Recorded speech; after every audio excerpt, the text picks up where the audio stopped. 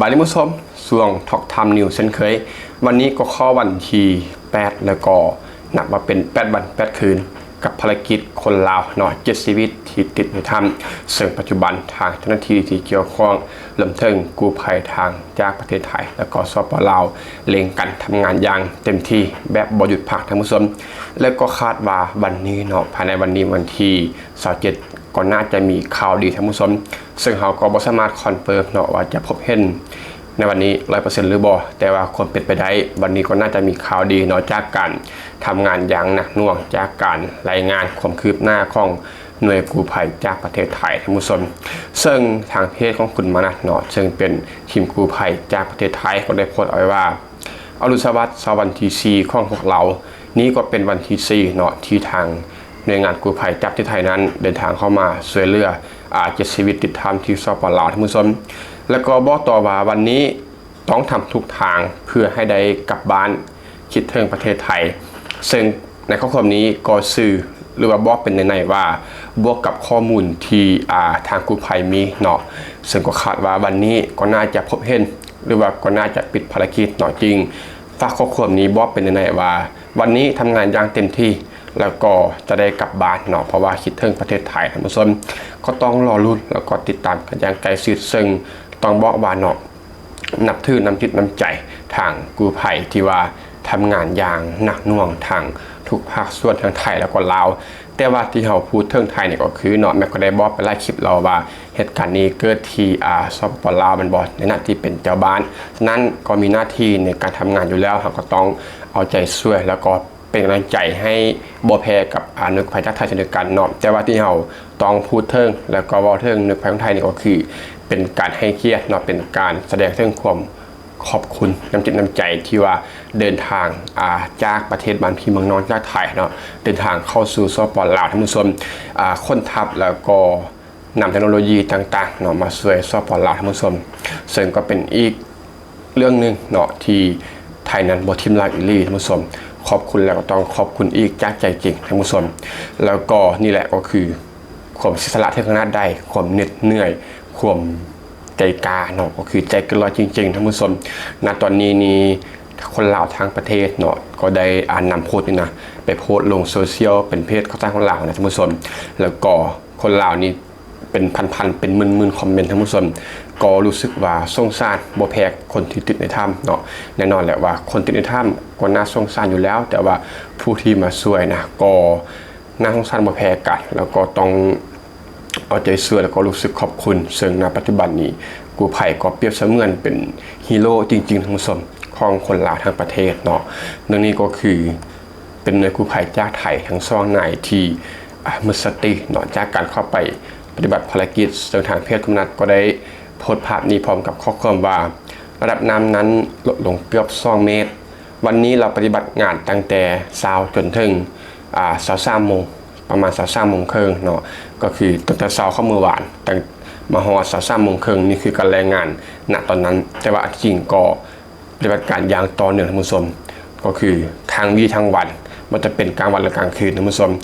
ตลอดทั้งวันคือการแข่งขันกับเวลาความมืดและก็ข้อจำกัดภายในถ้ำทีมงานได้เล็งติดตั้งเครื่องสูบน้ำเพิ่มเติมจนสามารถลดระดับน้ำลงเกือบ2 เมตรซึ่ง2 เมตรนี้เป็นระดับน้ำที่ว่าลดลงหลายท่านผู้ชมเนาะก็คือ2 เมตรนี่ก็คือสูงกว่าคนเฮาอีกมันบอกแล้วก็เป็นในถ้ำนี้ลดลง2 เมตรก็ถือว่าหลายถือว่าเป็นความคืบหน้าที่สำคัญของภารกิจและในขณะเดียวกันนั้นเราสามารถวางระบบสื่อสารไปภายในช่วงสุดท้ายก่อนที่จะถึงจุดที่คาดว่าพบสัญญาณซีฟได้สำเร็จท่านผู้ชมก็คือจุดที่มีทาง7อาศัยอยู่หันท่านผู้ชมแม้ภารกิจนี้จะเดินหน้าได้ดีเนาะแต่ว่าความปลอดภัยของทีมงานนั้นก็ยังคงสำคัญที่สุดของที่ถูกต้องระหว่างปฏิบัติงานทีมส่วนหน้าก็คือ2 ใน 6 นายก็ตามภาพท่านผู้ชมมีอาการเวียนหัวและก็ร่างกายนั้นเริ่มตอบสนองผิดปกติพวกเราจึงตัดสินใจถอนกำลังออกมาจุดที่ปลอดภัยก็เป็นการเซฟตี้ที่ดีเพื่อพักฟื้นร่างกายแล้วก็ประเมินความพร้อมก่อนเดินหน้าปฏิบัติการต่อในเช้าวันรุ่งขึ้นก็มาถึงวันนี้เนาะก็มีการปฏิบัติงานอย่างเต็มที่ท่านผู้ชมทางเช้าแล้วก็ทางกลางวันว่าง่ายก็คือ 24ชั่วโมงเนาะคือกับ7-Eleven เลยท่านผู้ชมก็คือต้องเอาใจช่วยเนาะเอาใจช่วยแล้วก็ต้องรอลุ้นให้นักชีวิตนั้นยังคงปลอดภัยรวมถึงหน่วยกู้ภัยทางลาวไทยแล้วก็ทุกหน่วยงานที่เกี่ยวข้องเนาะให้ทุกคนนั้นปลอดภัยทางหมดเนาะกลับบ้านโดยสวัสดิภาพ5ครอบครัวท่านผู้ชมซึ่งณตอนนี้เนาะทางสปป.ลาวทางการลาวก็ได้ให้โทรคมนั้นดึงอินเทอร์เน็ตเนาะจากพื้นที่ที่มีสัญญาณก็คือจากพื้นดินนี่นะดึงขึ้นไปสู่หน้างานเลยท่านผู้ชมก็คือดึงอินเทอร์เน็ตขึ้นไปสู่เนินปากถ้ำที่มีการบัดงานอยู่ท่านผู้ชมแล้วก็ทางทีมช่วยเหลือเนาะจากไทยก็ได้ดึงสายแลนก็คืออินเทอร์เน็ตและเข้าไปในถ้ำบอนที่จะสามารถติดตั้งหรือว่าวางสัญญาณอินเทอร์เน็ตได้ท่านผู้ชมก็เป็นอีกหนึ่งสิ่งที่ว่าใช้เทคโนโลยีในการช่วยการค้นหาเนาะเพราะอินเทอร์เน็ตก็ต้องใช้เพราะว่าการใช้ระบบสแกนใช้เครื่องสแกนต่างๆก็ต้องได้ใช้สัญญาณอินเทอร์เน็ตแม่นบ่ฉะนั้นนี่ก็เป็นอีกหนึ่งภารกิจที่ทุกคนนี่ก็คือเต็มที่นะผู้ชมอันนี้ก็เป็นทีมงานเนาะก็คือเป็นแล้วก็หนึ่งในนั้นก็มีคุณปอนผู้ชมแล้วก็ทีมงานกู้ภัยไทยทุกชีวิตเนาะที่แม็กนั้นอาจจะบ่ได้ฮู้ชื่อเสียงเรียงนามเนาะแต่ว่าฮู้จักชื่อคุณปอนก็ขอชื่อเรื่องคุณปอนผู้ชมได้พากันเข้าไปวางติดตั้งสัญญาณภายในถ้ำท่านผู้ชม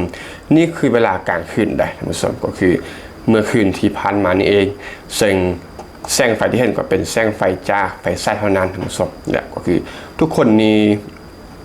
สุดๆเนาะทำงานด้วยหัวจิตหัวใจด้วยความสามัคคีเพื่อที่วางเพียงแต่ให้ทางชีวิตนั้นปลอดภัยแล้วก็สามารถนำกลับออกมาสู่ครอบครัวท่านผู้ชมและนี่ก็เป็นประมาณเนาะเรื่องราวคือหน้าล่าสุดท่านผู้ชมคาดว่าวันนี้จะมีข้อมูลอัปเดตออกมาเรื่อยๆแล้วแม็กก็เกาะติดสถานการณ์แบบนี้ไปเรื่อยๆพร้อมกับท่านผู้ชมเขาจะกลับมาพบกันใน EP ต่อๆไปนะว่ามีความคืบหน้าซึ่งณตอนนี้ก็มีข้อความที่ให้บอกไปในว่าวันนี้จะเล็งคนให้เต็มที่จะสามารถพบเนาะคาดว่าท่านผู้ชมย้ำว่าคาดว่าจะพบในวันนี้นะเพราะว่าอีกประมาณ10กว่าเมตรเท่านั้นมันบอกตามการรายงานล่าสุดของ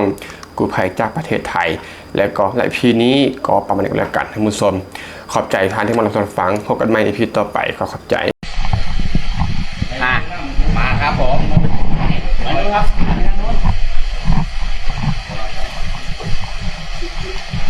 พัสดุมายิ่งกว่าเคอรี่กูพอนไปข้างบนก็ลงเลย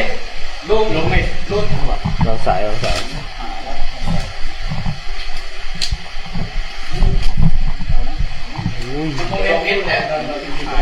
ัสดุน้ำข้าวลดลงเนี่ย2 ปีภายในประเทศไทยเลยต้องใช้จังหวะ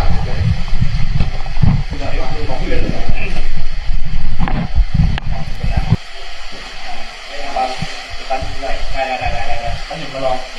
ยืนเนี่ยตั้งเลยโอเคสวยตั้งหนึ่งก็เดี๋ยวปักขึ้นไปบนโอเคอันนี้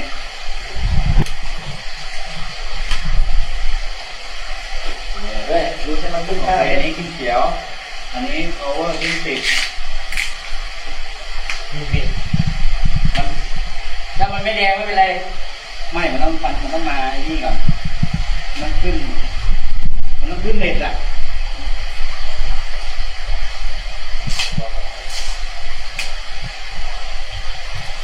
เฮ้ยแหนหนึ่งมาเดี๋ยวเชื่อมให้แยกหนึ่งมาเฮ้ยนี่ได้ที่ไหนมีขึ้นแดงวะเวลาได้สู้ได้หรอโอ้ฮะขึ้นแดงว่ะแดงใช่ไหมแดงเลยว่าใช้ไม่ได้นี่มันก็ที่เขียวเลยแค่เลยเฮ้ยจริงอ่ะเฮ้ยมาเขียวแล้วเดี๋ยวให้มันรีเซ็ตแล้วนี่โอ้ยแกะช้างวะโอ้ยไม่ใช่ได้เว้ยโอ้โหที่แกะจะเสร็จแล้วใช้ได้เว้ยเนี่ยช่างเน็ตเก่าเลยช่างเน็ตเก่าแล้วนี่มาเดี๋ยวจะมาพวกเราเตรียมไลฟ์สดเดี๋ยวสวัสดีสาวจะได้ไหมจะได้เฮ้ยได้ดิเฮ้ยเปิดเลยอ้าวได้ไหมเฮ้ย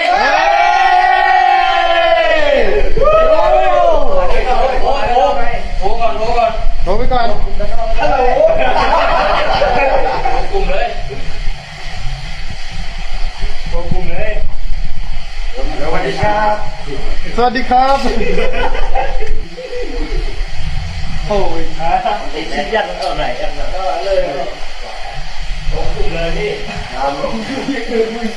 โอ้เลยเมื่อทั่วโอ้ยมูวันทั้งก็ทั้งก็